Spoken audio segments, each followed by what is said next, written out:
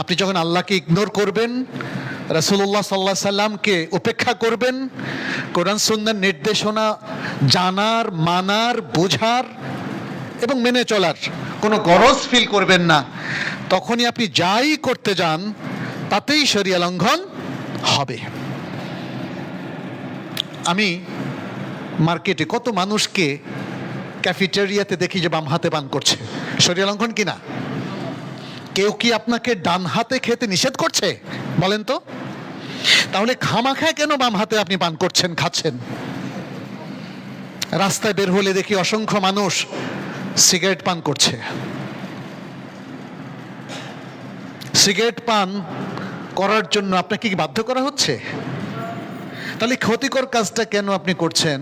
কারণ আপনি আল্লাহ এবং তার রাসূলের নির্দেশকে ভুলে যাচ্ছেন, মানার কোনো গরজ নাই।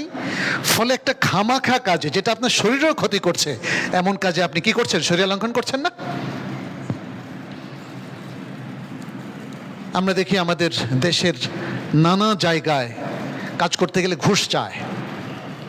শরিয়া কি ঘুষ খেতে কখনো, শরিয়ার কথা বাদ দেই, কোনো অফিস, সরকারি বেসরকারি কোনো অফিস আপনাকে কি ঘুষ খেতে বাধ্য করে? বরং প্রত্যেকটা অফিসে ঘুষ খাওয়া নিষিদ্ধ, ধরা পড়লে চাকরি যায় কিনা। তারপরেও প্রত্যেকটা মানুষ বা অধিকাংশ মানুষ কেন ঘুষ খায়? কারণ সে শরিয়ার সাথে অ্যালাইন করছে না। ফলে তার ঘুষ খেতে ইচ্ছে করে, খেয়ে ফেলে।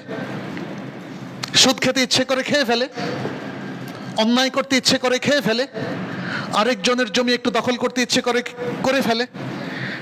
রাস্তার জমি ছাড় না দিয়ে বাড়ি বানাতে ইচ্ছে করে, বাড়ি বানিয়ে ফেলে।